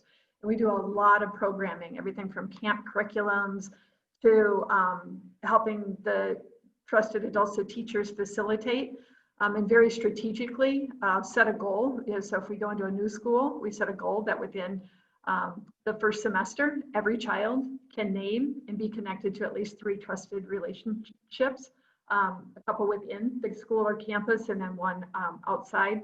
And then there's work to be done in communicating to those trusted adults that, hey, you're this kid's person. So what does that look like? Or we have these opportunities for trusted adults to come together and support this child.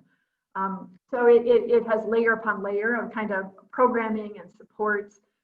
And so really just meet the concept and this factor, because it is so essential where you are. What does this look like in your family? What does this look like for the children that you foster? Or if you're a case worker, a staff, welfare staff, what does this look like as you support the families and the children? And I think back to when I started to do this research, and this was really settling in, and I mentioned I raised my 3 children, my husband and I raised our children. And this shifted every year, the conversations at the beginning of school, especially with our youngest child who had some special needs. And we would start to have these discussions early on at the beginning of every school year. You need your people. It's important to have your people. Yeah, I know, Mom. What does that look like? That looked different for each of the kids, what that meant to have their people, their go-to person. If you have stuff going on, who do you trust? Who do you feel safe with? Who do you, if something came up and Dad and I weren't available, where would you go? If you needed, a ride, or you needed, right? We talked through all these kind of different scenarios, and then help them be identifying these people. And then as a parent, I would reach out, and often I didn't know that teacher or that adult, but I would just drop them an email and say, we were having these conversations at home, and my daughter just really feels a connection to you. So can we set up a time to chat? And maybe I can share a little bit more about her and learn more about you. And right, so to continue to move into those relationships. And what's coming up for me now, I haven't thought about this for years, but I reached out. My daughter, when she was in 9th grade, switched schools, and so the staff were new to me. And she really loved this math teacher, just like Mom. I found day one, I found my person. Like, she's cool. I like her. Right? It was just very clear. And I was like, huh. So I dropped an email to this woman, and then this woman right back, and she's like, wait, are you Molly from? And I was like, yeah, like, why do you ask? And it ends up, I had graduated college. Both had new names. And this was a friend of mine that I hadn't talked to in 20 years, but it was in the same friend group when we were college students. And she had gone on and she was then a teacher. And she became, for those next 4 years, we still say, I don't know what we would have done without her presence in our daughter's life. She became her key trusted adult in that school system. She ended up tutoring her for ACT, and she's a math teacher. Really played a pivotal role. So you never know where this is going to go. So those are just some ways that this has looked like in my life as a parent. And we've seen it implemented at mass levels within, like I said, schools or broader structures and systems. Really prioritize finding the support structures, and there's complications, right, with the bio families and the foster families and the structures and what you feel in your heart is best for that child, and who thinks that they're helpful, but you think maybe they aren't as helpful as they think they are, and there's a lot of complexities in this. I think especially in the foster care type of setting, and so. How can you bring a curiosity to that? How can you hold that complexity? And one tool, and I reference Liz for this, she does this, I think without even thinking about it, and often in our conversations, but that yes and, right? How can you hold that, whether you call it a tension or just that complexity of a lot going on.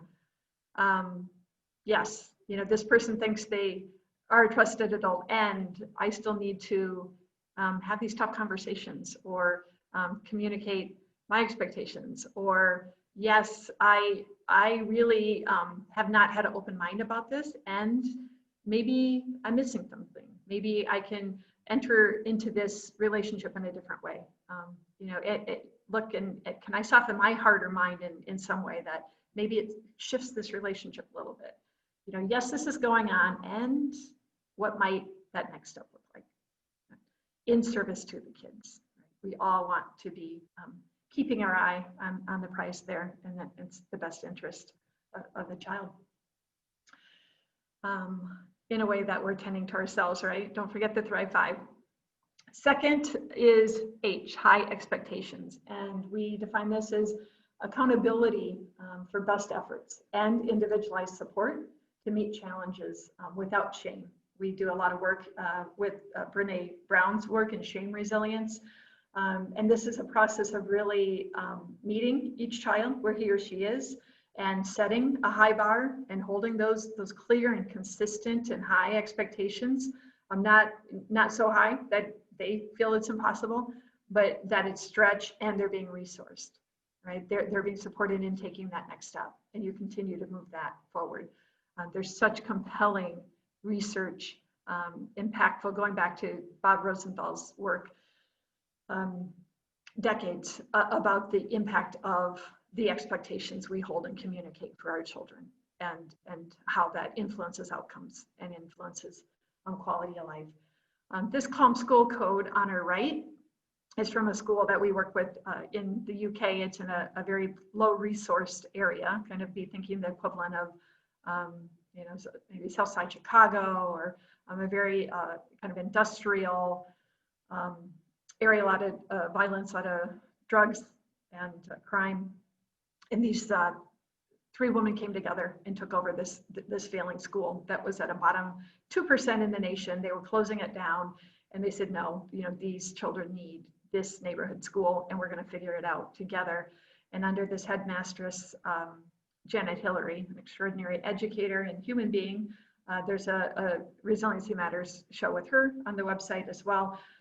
She went in conversation with the students, with the children and the staff, and said, what can we agree on? What are these principles that we all want to be held accountable to, and beyond being held accountable to, that we'll take ownership of? And Jen says, if you're 2 or 92, you get this, that within these 4 walls, right, within this school, and then every classroom has this. It's kind of like the 10 Commandments, when you go there and you see it on the wall, but you see it, integrated throughout the school. In this school, we're going to speak nicely. We're going to listen carefully. We're going to act kindly, and we're going to move calmly. And if anyone comes into that school, visitors, parents, grandparents, and they're shouting, or they're frenzied, or they're violating this calm school code in some way, they can point to this and go, no, that's not how we behave here. And so what is your calm family code? You know, your calm home code. And call it whatever you like. Code can kind of feel heavy, maybe. So whatever that works for you, but to come together and think of what a difference that might make when a new foster child comes in to a home and they see, okay, in this home, this is what we commit to. This is what we hold each other accountable to. And no shame. It's just everyone has an off time, and you know better, you do better. But let's get back to this, because this is who we are, and this is who we want to be more of, and this is who we're going to help support each other to move towards always. So that's an application of high expectations. Resilience skills. Resilience is not something you either have or you don't. Resilience in large part is underpinned by skills building, by these things that you can learn, these practices that you do. Resilience is not a one and done. We'll talk about that with enrichment, but it's practice-based. So what practices can you be using and teaching to your kids to refuel positive energy? Energy management is a big piece of resilient skills. How are we modeling that for them too? You know, are we depleting ourselves and then we have nothing to give, or are we really tending to that Thrive 5 and modeling and then teaching how to refuel that positive energy? And what are our practices to grow our strengths, to know our strengths, to identify our unique strengths and to grow them, to regulate our emotions and to cope with adversity and build support networks. So this is really taking some of those pieces we talked about with the Thrive 5 and bringing that into a culture of supporting the development of this in others. This is a photo I just took. My daughter, middle daughter, is a first-year, 7th grade social studies teacher in Utah. And we just went out to see her. So some of you, Utahns, I just asked her, I go, what do Utah people, we're Iowans, right? Are they Utahns? I've been practicing saying what you self-reference as.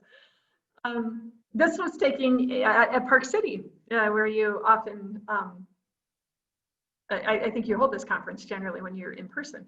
And we were there, and it was COVID just a couple weeks back. We went there for Labor Day and her birthday.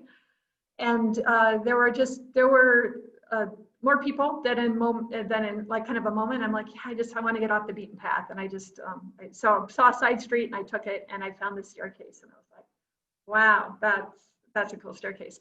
And I snapped some photos and I, ran up and down the stairs. And then when I looked at my photo later, I just saw this light on those first few steps come in the way that sun was hitting. And when I looked through my phone, I was like, that is such a cool photo, because when we talked about hope, when we talked about that next best step, we just talked about that starting point. To me, that's such a great photo of it, because who knows, where that staircase might lead, and you can just be at the bottom of it and choose to be overwhelmed. Like, this staircase looks like it goes on forever and I will never get to the top. And I don't even know what the top looks like. And oh, this is just overwhelming. I can't deal. Or you can look at it and go, okay, one step. What's that look like? And I'll start there. So I just, I came across that. I took it a couple of weeks ago in your beautiful, beautiful state of Utah. And so that felt really fun to pop that into the PowerPoint. Involvement. Involvement is about having and creating these opportunities to make meaningful contributions and to form authentic relationships within a community. We are social beings. We need each other in so many ways. Our mantra at Worldmaker, we thrive together. And part of that, being tribal beings, part of that tribe, wanting to be included, wanting to be seen and accepted, and beyond wanting, needing these things. Part of that is we, from inside out, know, and sometimes we get disconnected from it, but we have ways to reconnect to that and to identify what is that unique strength, what is that unique contribution that I can make, my tribe, and what does that look like in making that contribution and having opportunities to do that. So that's why after, for example, we lost those 3 students by suicide and had many more attempts, we went to programming and we also programmed the littles because the littles were being impacted. You know, one lost a big brother, they had teachers in the system, they had, you know, all these interconnections because we are interconnected in so many ways, and we provided programming so that they could, we called it Light It Up campaign was one of them.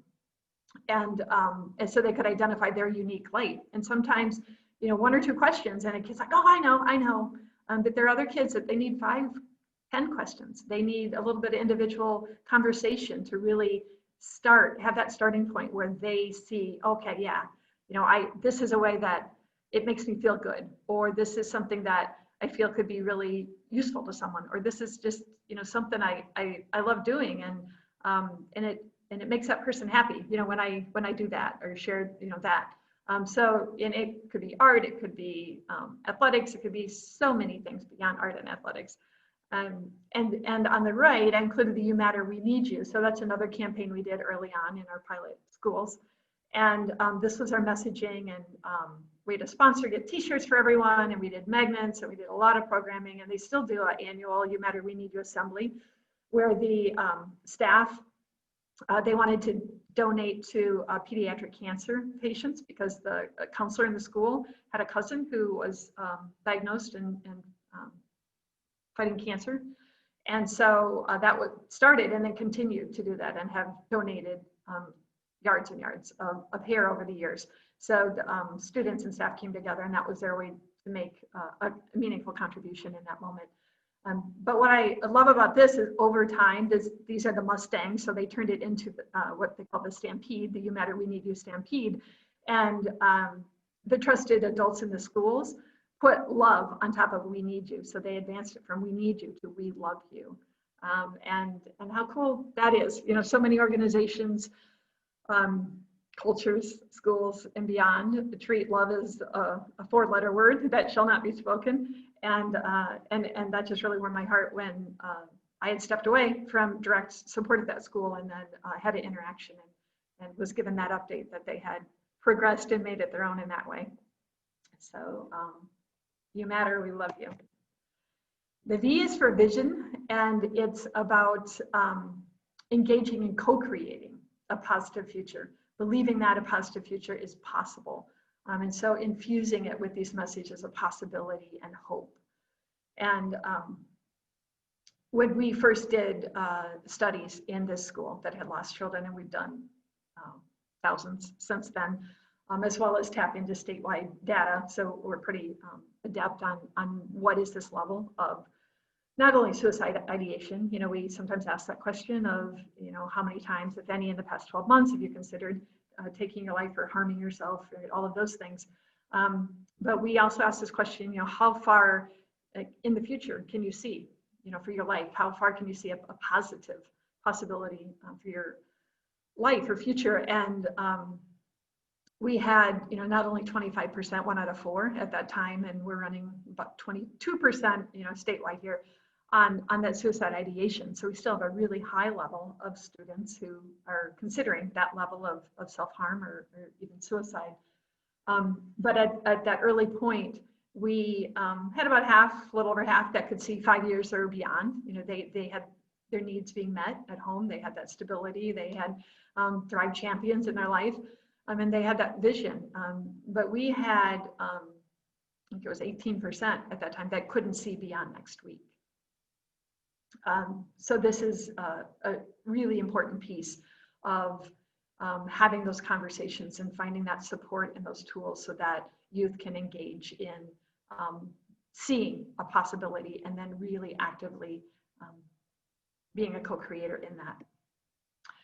And then the enrichment of the Thrive model is holistic support, whole person or whole child supports with regular opportunities to help them identify and to grow and to nurture and express their strengths.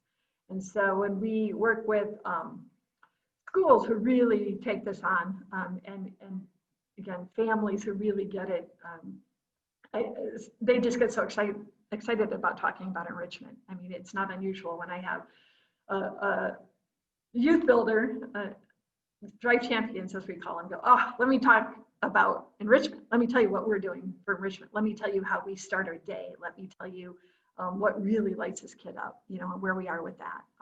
So really engaging in this process of meeting each child, seeing them, mind, body, and spirit, and providing those opportunities to identify and grow and express their strengths. So that's the Thrive 6, presented in a really kind of overview sort of way, but I wanted to give some examples as well. This photo's here just because I love it. It's when I was in Thailand on a beach in Thailand, and this is my travel partner, and she had her backpack on, and something called to her to draw that heart in the sand, and she took that photo. When I saw it, I said, I want to include that. And it just really is that heart-centered approach to this. We are scientists, we are researchers, and we stand behind evidence-based and trauma-informed approaches are the way forward. And we continue to learn and do our own research and learn from others. And we also lead with the heart, because whatever acronym we use, and Thrive really works for us, and it's being used globally now in really pretty interesting places that are making a difference by these Thrive champions across sectors. The reality is that the most powerful acronym, YOU, you are the best intervention.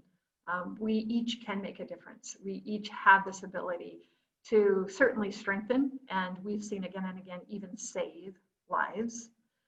And this only happens through relationships. This only happens through connection. This only happens as we continue to tend to ourselves and build our own strength and capacity, and learn more practices, and then practice those and share those. But truly the best resilience strategies are in your heart.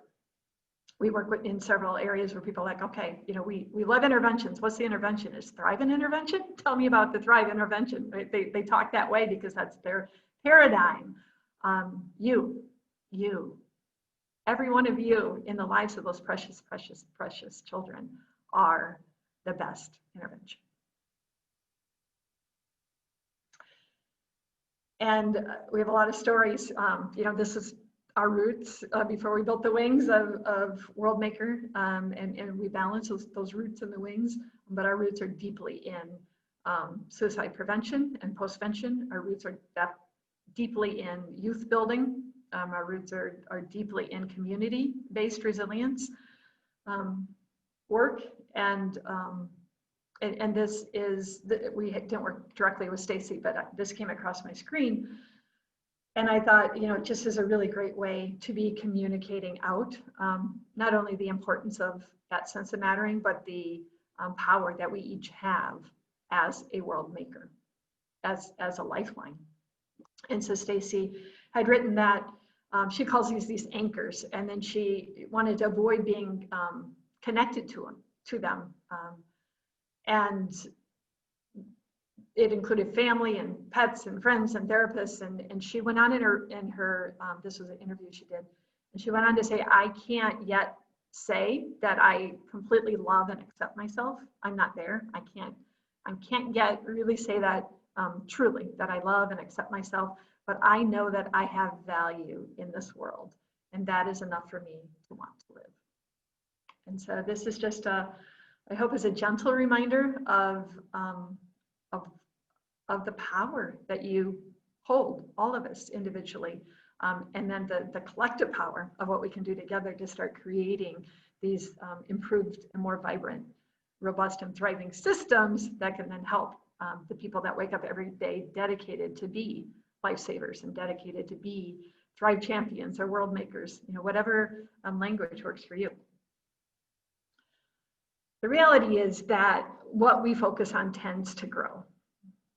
And we can either, you know, it takes me back to that staircase, right? We can either look at that whole staircase, or You know, we can look at all that's wrong, or we can look at, you know, all of the issues with bio parents, or all the, you know, poor communication by the child welfare staff, the caseworkers, or, you know, I know we have clinicians on the phone, right? And I'm not saying just go na na na na and pretend those don't exist, right? That those are those realities that are around us, and we can focus on those and bleed our energy in those, into those, and feel that sense of hopelessness or helplessness. Or we can begin to put more and more practices in their life where we can focus on and celebrate what is good, what is working, just to have a starting point around that, and use that celebration of good and that focus on possibility and that focus on resilience and strength building to create more energy, so that we can use that energy to keep working on fixing what isn't working and what isn't okay, and what isn't healthy or helpful. And I have come across this parable of the two travelers, and I think it's just a great little story to bring this to life. And so there was this old man who was sitting at the gates of an ancient village, and a traveler walks up to him and says, "Old man, tell me, what are the people like? I am coming to this village. What am I going to find here?" And the old man said, "Well, I'm interested. What were the people like from where you came?" And the traveler said, "Oh, they were terrible. They were horrible. They were mean-spirited. They were backstabbing. They were unkind. I'm just glad to have them behind me." And the old man said, "Sadly, I expect that you will find more of the same here." And a while later, a second traveler came along and said, "Old man, tell me, I'm new to this village. What are the people like?" And the old man said, "Well, tell me, what were the people like from where you came?" And the second traveler said, "Oh, they were good. They were kind. They were helpful. I'm very sad to have left them behind." And the old man said, "I expect that you will find the same is true here." Your expectations are powerful. Your expectations when you walk into the door of your home, your expectations when your child walks into the door of your home, your expectations as you interact with bio families and caseworkers and the system, and everyone and anyone. Your expectations are hugely powerful. And this is just really an invitation to you to hold up a mirror to that, and do, you know, maybe some of that inner work. And what I really want to encourage you to do with this, and this can sound really, you know, big and fluffy, and so I asked Liz to kind of walk us through a practical practice around this as well. So we'll move into that. But I don't want to leave this conversation without really clearly inviting you and encouraging you to choose to see in others, especially in those children that you are stewarding and guiding and caring for, what the world might not see in those kids, and what those kids might not yet be able to see in themselves. You have the power to do this. You have the power to choose to see something else, and to hold up that mirror, and to communicate it with such clarity and consistency that the child, with enough repetition and enough support, can go, "Huh, really? Maybe so." And it can change. We've seen it change, and it can change lives. So Liz, again, I know our time is ticking, but we have plenty of it yet. Would you step into sharing this perspective, yet another way to kind of interact with our expectations?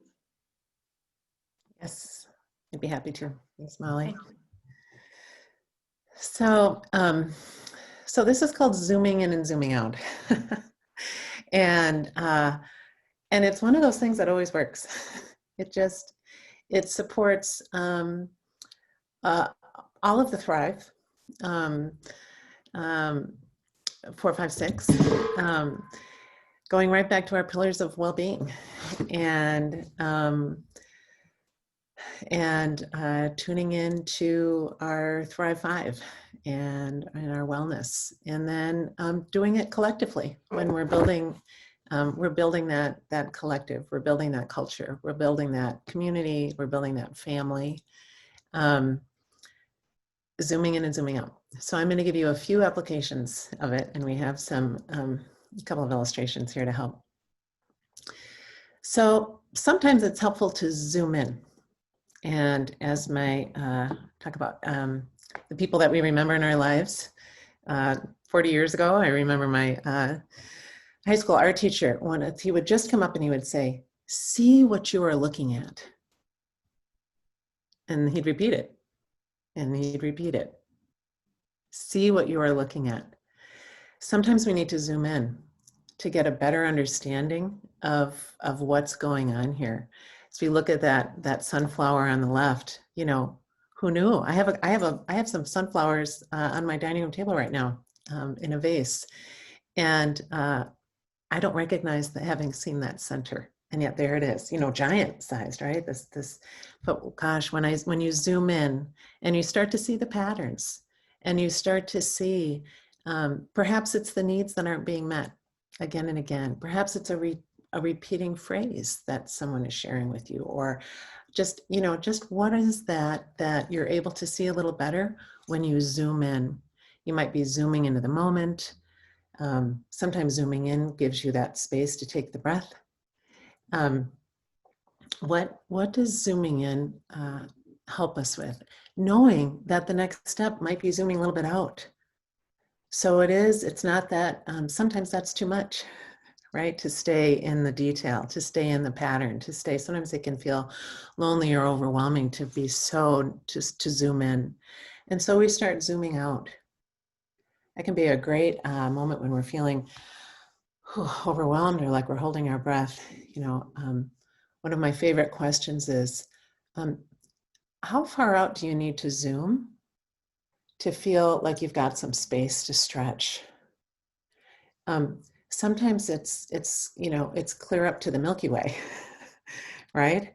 And our imaginations are a great tool here, because we can go anywhere, and we can zoom to the, you know, to the ocean. We can zoom to the universe. Sometimes all we need to do is zoom out of our life a little bit. You know, a couple of, someone mentioned in the chat early on when Molly was going through the different ways of breathing for us, it reminded her of how the breathing she used when she gave birth, and that she still uses that breathing as a way to self-regulate and to calm. So zooming out gives us a space to say, when have I been here before? What do I know already that I can recall and say, oh, yeah, there was that time.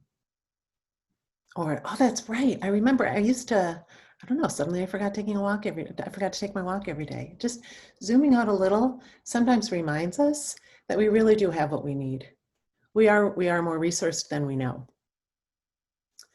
The other thing that zooming out can do for us, and you see on the right, is it can remind, so that's a labyrinth from above.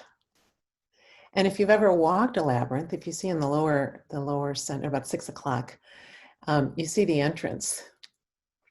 And it's a beautiful pattern. And what we know is that one step at a time will get us to the center.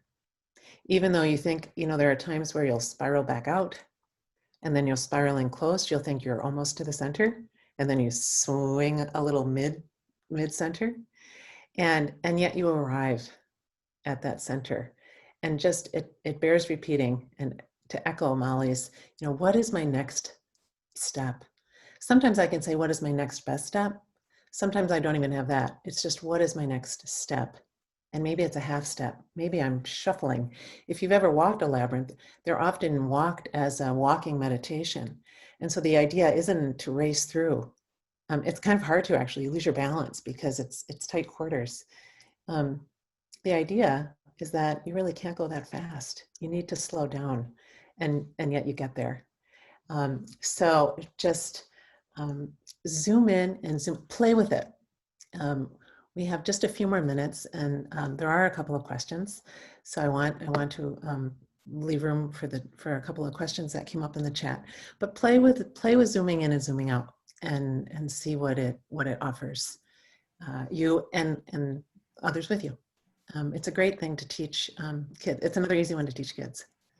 Zooming out and zooming in, and then zooming, doing it, moving that way, getting the body involved. Molly, there were a couple questions that came up early in the chat, and I don't want to leave them unanswered. So I'm going. I did send them to you. I don't know if you caught them. One was, how we were doing pies, and it was how do you refuel intellectually? And we could probably ask that for all those pies. How do I? One thing I would say is just by asking the question, will prompt options to start appearing in your landscape and on your horizon. But I'd offer that question to you, Molly, when you're looking at pies. How do you fill those gaps? Yeah. You might be surprised that there is some indications, and I've experienced this, that you actually can refuel intellectually by still using your mind, but using it in a very different way. And I came across this when I was doing some early research. And I would be a grad student all day, and I had, I started grad school when my oldest was 9 months old, and I had my 2 little girls along the way before I walked the stage with the PhD. And so it was a lot, right, with the research and the kids, and so I was reading all day, and I had that intellectual fatigue. And I started a practice of when I went to daycare for preschool to pick up the kids, I pulled over and I had, whatever, don't judge me. Someone might say it was a trash read, it might be People magazine, it might be whatever it is, but shifting gears and still reading, but doing it in this like delicious, this is just, it felt good and nourishing and light. And so I'm using that same modality. So that's the one thing I want to share is don't think that it can look very different where, I'm just hitting a wall intellectually, so I'm going to go out for a walk, and nature is very, very restorative across all of the refueling pieces. But anything, that as far as nature, or that, you see it as an outlet, and what do you do to plug in to get energy from something that's greater than you, or you find very nourishing. Water can be, so it doesn't need to be standing under a waterfall. Maybe you get into the shower or the bath, or swimming's your thing, right? It can look, and it does look so different, but that in something I wanted to share, that don't think that you need to just hop over to another type of replenishing. And it's really important to be doing practices and just think like you have a stick figure here, and you're giving energy and giving energy. Sometimes we think we can just go home and then wait for the weekend and we'll recoup some of it, and we can't. If your stick figure is like this, the more recouping you need. You might need a nap. You might need to get horizontal if your stick figure is horizontal. So what might that look like when you're being demanded, and then you can take those mini breaks and get back up, and that can be just a matter of seconds, if not minutes. So there's a lot that you can do around that. Thanks. I sent you another question, but here's one that came up much earlier when you were doing Thrive 5, and that is that do they need to be acquired in any particular order?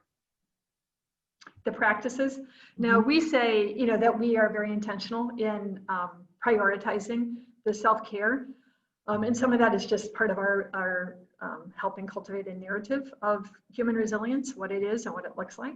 But no, all of the Thrive 6, the Thrive 5, and even, you saw that with pies, none of this is in order, because it might be like, okay, I'm telling you how I feel physically and I'm not walking, but oh my gosh, that hurts my heart. I'm not walking because the trees are dying or dead, right?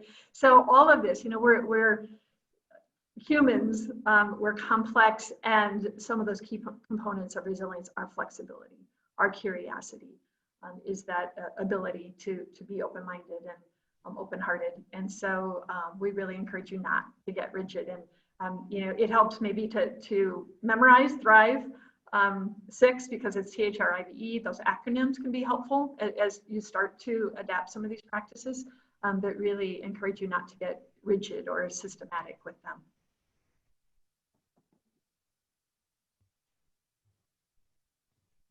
Thanks. And then there's the the question around PowerPoint slides and what we've learned today and how people might take this with them. Yeah, we often get that. So here's a resource slide as well. We invite you to join us. Email any questions directly to us at the info@worldmakerinternational.org, but really invite you. And Liz said she shared out my mollymarty.com site as well as Worldmaker International. A lot of tools, a lot of learning opportunities.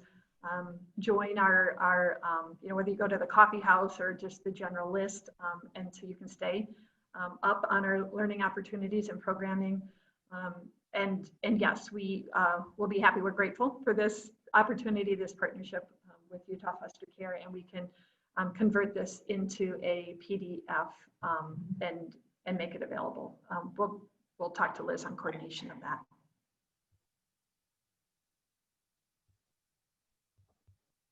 And those were our questions here on the top, at the top of the hour. How's There that? you go. 1 o'clock straight up, Central Time, noon for our Utah friends. So thank you all for your time, your attention, and your presence today. And it's been our honor. Stay well and take good care of those kids. Thank you. Wonderful. Thank you so much. It was a privilege to spend this time with you. As I was listening to both of you, I think you are people that I'd like to have in my life closer. So we definitely will follow up and take advantage of some of the additional resources you have. Just besides the wisdom you shared today, the manner in which you share it, I think you really embody what you preach. And so we appreciate the calm and the wisdom that you shared with us today. So we appreciate that so much. Thank you, both Liz and Molly. We appreciate it so much. Thank you, Liz. Thank you. And just a reminder for folks, we've dropped in chat the links to get credit, either CEU credit or in-service credit if you're a foster parent. And so grab those links and do those quizzes so that we can document your attendance today. And have time for lunch and go have a good nourishing lunch and nourish your bodies. And we'll see you back here at 1 o'clock for Karen Tao, and she'll be talking about developing positive identity, particularly for children from racial and ethnic communities. So we'll see you in an hour. And thanks again, Liz and Molly. We appreciate you so much. Take care. Bye-bye. Bye-bye.